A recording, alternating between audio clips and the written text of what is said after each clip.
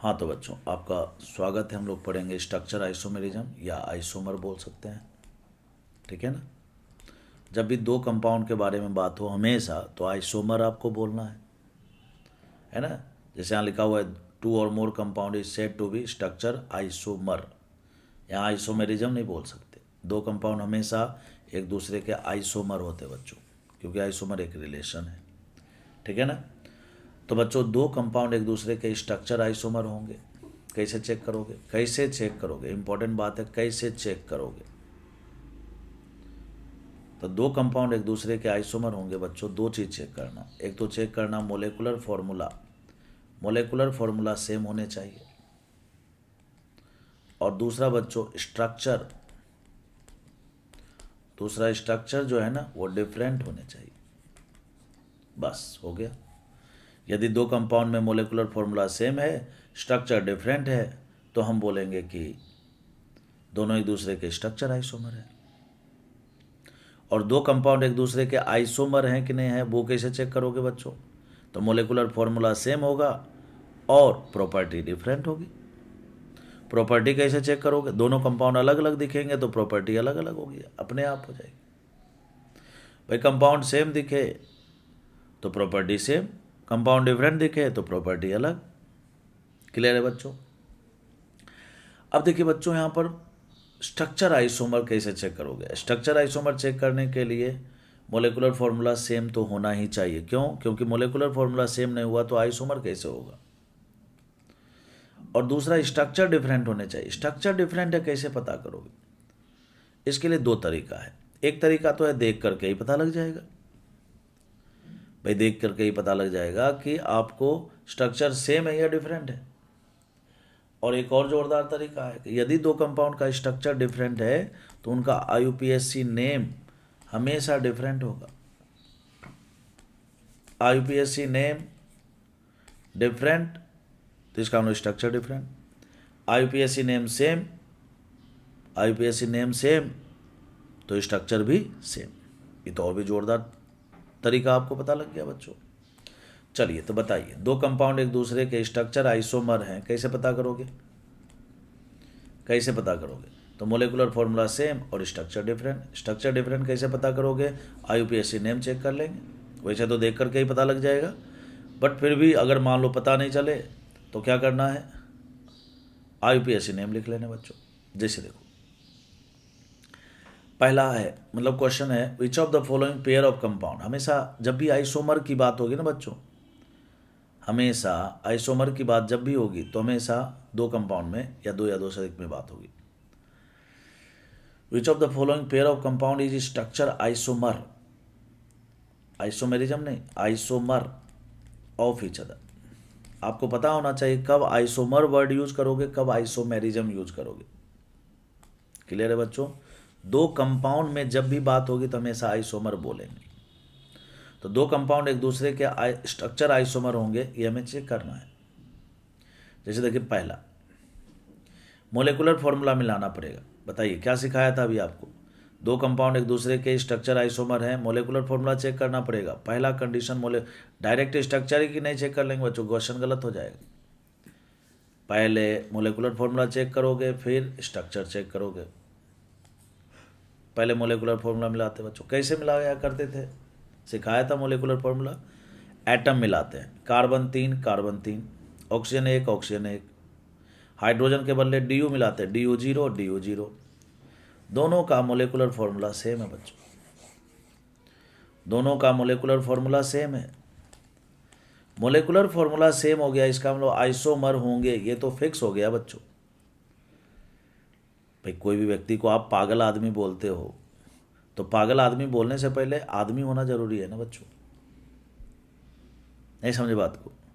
बेवकूफ़ आदमी बोल रहे हो तो बेवकूफ़ आदमी से पहले वो आदमी है। तो वैसे ही स्ट्रक्चर आइसोमर होने से पहले वो आइसोमर है। कैसे? तो मोलेकुलर फॉर्मूला सेम है तो आइसोमर है। अब हम आइसोमर के टाइप में एंट्री ले रहे हैं, मतलब आइसोमर के टाइप बता रहे हैं कि भाई ये आइसोमर तो है ही, आइसोमर के अलावा और क्या है? तो स्ट्रक्चर आइसोमर है। कैसे? तो देखो मोलेकुलर फॉर्मूला सेम है, इसका मोलेकुलर फॉर्मूला सेम है, और क्या बताओ, और बताओ। तो दोनों के स्ट्रक्चर डिफरेंट है। कैसे पता लगेगा बच्चों? आप देखो, इसमें OH जो है इस टर्मिनल पर लगा हुआ है, इसमें OH देखो बीच वाले में लगा हुआ है। क्या दोनों का स्ट्रक्चर सेम है? नहीं है। फिर भी नहीं पता चले तो IUPAC नेम लिखो। इसमें देखो 1 2 3 प्रोपेन 1 ऑल है, और इसमें बच्चों 1 2 3 तो प्रोपेन 2 ऑल है। देख करके पता लग जाएगा बच्चों। अब देखो मुझे बताओ, दोनों के स्ट्रक्चर डिफरेंट है कि नहीं? है, बिल्कुल है। इसमें OH टर्मिनल पर है, इसमें OH बीच में है, तो स्ट्रक्चर डिफरेंट है। स्ट्रक्चर डिफरेंट है तो मोलेकुलर फॉर्मूला सेम और स्ट्रक्चर डिफरेंट। इसका मतलब क्या हुआ? दोनों एक दूसरे के स्ट्रक्चर आइसोमर हो गए। Both structure are different, so they are structure isomer. दोनों एक दूसरे के क्या है बच्चों? Both are structure isomer. आपको पता होना चाहिए कब आइसोमर कब आइसोमेरिज्म बोलोगे। आप तो हमेशा आइसोमर बोलो। क्लियर है? हाँ बच्चों, तो देखिए, अच्छा दोनों की प्रॉपर्टी अलग अलग है क्या बच्चों? प्रॉपर्टी अलग अलग है क्या? कैसे पता करोगे? दोनों कंपाउंड ही अलग अलग दिख रहे हैं बच्चों, दोनों कंपाउंड ही अलग अलग दिख रहे हैं, तो प्रॉपर्टी तो अलग अलग होगी। सीधा सीधा ट्रिक बताया था ना आपको। कंपाउंड अलग अलग दिखे तो प्रॉपर्टी अलग। मोलेकुलर फॉर्मूला सेम है, प्रॉपर्टी अलग है, तो आइसोमर भी है। मोलेकुलर फॉर्मूला सेम है, स्ट्रक्चर अलग अलग है, तो दोनों एक दूसरे के स्ट्रक्चर आइसोमर है। तो दोनों एक दूसरे के स्ट्रक्चर आइसोमर है। खत्म। दूसरा क्वेश्चन बच्चों वीडियो रोक करके आप खुद से ट्राई कीजिए। जैसे देखिए, दो कार्बन, इसमें ऑक्सीजन एक DU 0 यहाँ पर भी, DU 0 यहाँ पर भी, दोनों का स्ट्रक्चर डिफरेंट है। कैसे बच्चों? ये अल्कोहल दिख रहा है, ये ईथर दिख रहा है, स्ट्रक्चर तो भयंकर तरीके से अलग अलग है। फंक्शनल ग्रुप ही अलग अलग है बच्चों, तो प्रॉपर्टी भी अलग अलग हो गई ना। समझ में आई बात? तो हमें प्रॉपर्टी के चक्कर में भी नहीं पढ़ना है, अभी हमें दो ही चक्कर में पढ़ना है। पहला, मोलेकुलर फॉर्मूला चेक करोगे, मोलेकुलर फॉर्मूला सेम। दूसरा, स्ट्रक्चर दोनों का डिफरेंट है, तो दोनों एक दूसरे के स्ट्रक्चर आइसोमर हो गए। अब स्ट्रक्चर आइसोमर बोल रहे हो, किसी को पागल आदमी बोल रहे हो, तो वो आदमी तो है ही ना बच्चों। यानी कि इन दोनों के बारे में क्या क्या बोलोगे कि ये दोनों एक दूसरे के आइसोमर भी है, और साथ ही साथ दोनों एक दूसरे के स्ट्रक्चर आइसोमर भी है। क्यों आइसोमर क्यों है? क्योंकि molecular formula same, property different. Structure isomer क्यों है? क्योंकि molecular formula same, structure different. ऐसे आपको शॉर्ट नोट्स बनाना है इन डेफिनेशन के, क्योंकि ये डेफिनेशन याद रहेगा तभी तो आप फटाफट निर्णय ले पाओगे बच्चों। इसके बाद टाइप्स ऑफ स्ट्रक्चर आइसोमेरिज्म। देखिए, यहाँ पर हमने कोई दो कंपाउंड की बात नहीं करी, हमने एक जनरल बात करी थी, इसलिए हम यहाँ पर आइसोमेरिज्म बोल सकते हैं। टाइप्स ऑफ स्ट्रक्चर आइसोमेरिज्म हमेशा याद रखना है। दो कंपाउंड में बात होगी तो हमेशा आइसोमेरिज्म के लिए आइसोमर बोलना है। क्लियर है?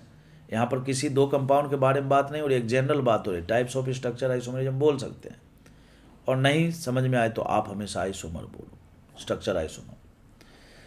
स्ट्रक्चर आइसोमेरिज्म होते हैं बच्चों 6 प्रकार के।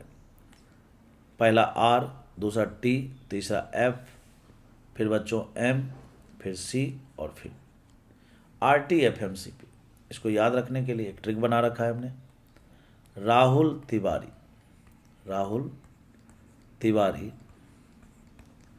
फिर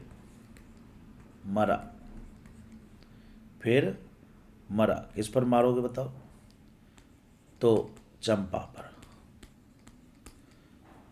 पर, चंद्रमुखी पर, जिस पर भी आपको सूटेबल लगे आप अपने हिसाब से सेट कर लेना। इससे क्या होगा? याद रहेगा आपको फटाफट। स्ट्रक्चर आइसोमेरिज्म के 6 टाइप सर ने बताए थे, राहुल तिवारी फिर मरा, चंद्रमुखी पर। तो RTFMCP। क्लियर है बच्चों? अब ये जो RTFM है ना, इसका मतलब होता है, R का मतलब होता है बच्चों रिंग चैन आइसोमर। R का मतलब क्या होता है? रिंग चैन आइसोमर। T का मतलब होता है बच्चों टोटोमर या टोटोमेरिज्म। F का मतलब बच्चों फंक्शनल आइसोमर। ठीक है ना? M का मतलब बच्चों मेटामेरिज्म या मेटामर। या तो आइसोमर बोलो या तो आइसोमेरिज्म बोलो, दो कंपाउंड में हमेशा आइसोमर बोलेंगे। ठीक है ना बच्चों? मेटामेरिज्म।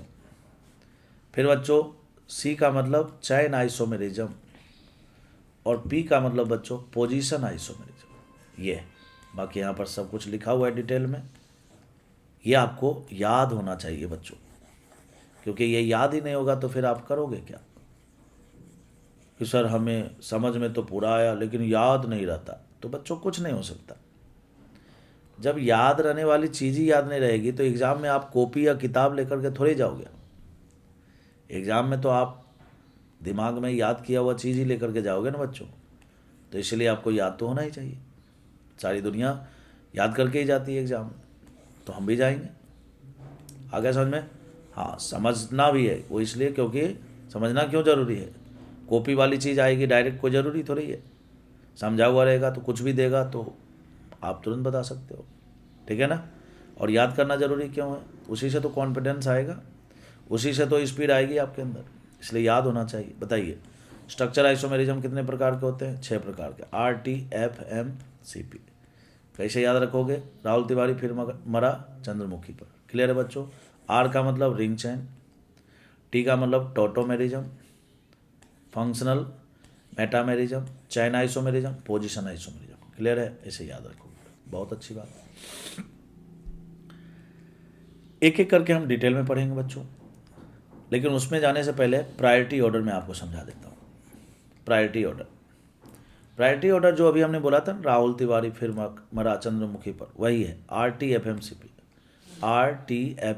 जैसे मैंने आपको वो ट्रिक बताया था वैसे ही प्रायोरिटी ऑर्डर। ये प्रायोरिटी ऑर्डर का क्या मतलब है?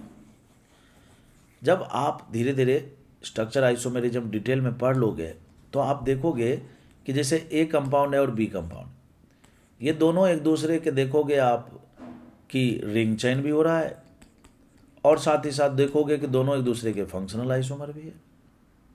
ध्यान से, सर हमें कैसे पता लगा? अरे पढ़ेंगे ना अभी डिटेल में पढ़ेंगे बच्चों। अभी तो मैं एक एग्जाम्पल बता रहा हूँ कि आप देखोगे कि, या फिर यूँ समझ लो कि यदि दो कंपाउंड ए और बी एक दूसरे के रिंग चेन आइसोमर भी हों और फंक्शनल आइसोमर भी हों, ऑप्शन में बच्चों RCI भी लिखा हुआ है, FI भी लिखा हुआ है और बोथ लिखा हुआ है, तब तो बोथ आंसर होगा। लेकिन मान लो कि RCI FI हो, दोनों हो और बोथ भी नहीं हो, और दोनों में से किसी एक को ही चुनना पड़ेगा, तो फिर बच्चों ये प्रायोरिटी ऑर्डर काम आएगा आपके।